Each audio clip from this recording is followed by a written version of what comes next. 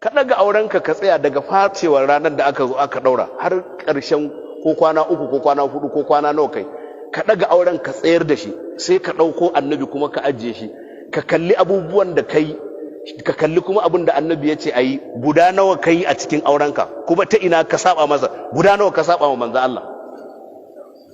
Ka auna wannan, za ka gane cewa baka tare da annabi wallahi.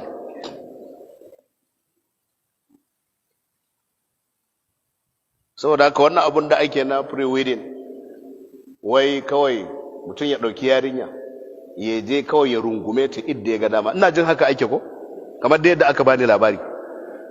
Shikenan ku rungumi juna, kuna tsotsan juna, ana hoton. Yanzu sai an gaya maka ina matsayinsa?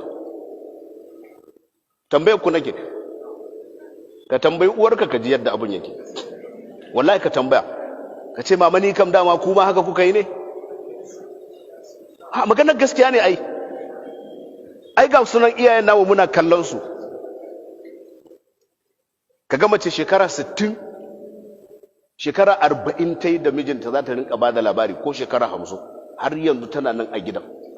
Kai saboda sabon Allah yau kai auren wata 3 kuka saba da matar, saboda zunubi Allah ba zai kyale ka ba wallahi. Amma garan kai dade nan, ga sunan waɗannan dattawa, ga sunan duk ku tambaye su. Na rantse da Allah za ka samu daga kan irinsu abin da ya baya ba a samun mutuwar aure. Aure baya mutuwa. Ga kunan ku kuma 'yan gabana a tambaye ku yanzu. Maganar gaskiya ne. A tambaye ku yanzu. Yanzu a cikin kunnan in ba sa abu wani ya yi aure 3. Amma babansa aurensa 1. Tun da ka tashi ga uwarka ba a sake ta ba har yanzu tana nan. Kai kuma ka sake mata 2, ka sake 3.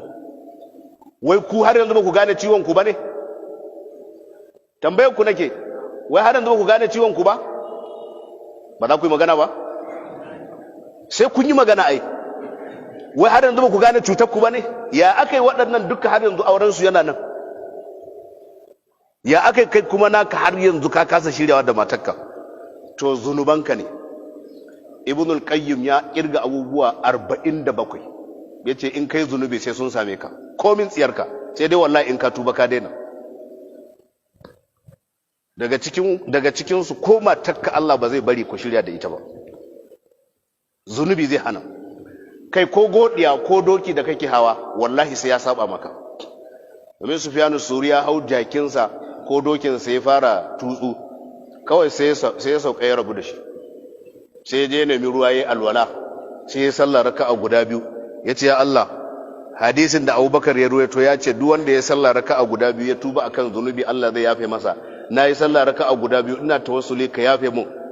Zunubi na ne yasa raƙumin nan ya ya tafi da ni. Ya gama sallah ya roki Allah, sai ya kada ragamar raƙumin, sai ya durƙusa, sai ya hau kawai sai kama tafiyarsa, saboda Allah ya yafe zunubin. Kana wasa ne da zunubi wallahi, ko kuma kuna wasa ne da zunubi. Na rantse da Allah, zunubi ko ka tara kuɗi sai ya haramta maka jin daɗin kuɗin, ko ka tara su. In baka yadda da ni baka je ka yi, wallahi za ka gane kuskurenka. Duk abin da yake damun mu yanzu a ƙasar nan zunubi ne. Wallahi shi ya cutar da mu. Duk abin da yake faruwa, da tattalin arziki, da rashin zaman lafiya, da talauci, da rashin kwanciyar hankali, da duk abin da ka sani, na rantse muku da Allah da za a tuba a yafe, na rantse da Allah amincinsa ya dawo. Ai Allah haka ya fada, wala yubaddilannahum min ba'dihim khawfihim amnan, amma yace ya abuduna ni la yushrikuna bi shay'a. Zan canza tsoron da suke cikin dawo musu da aminci.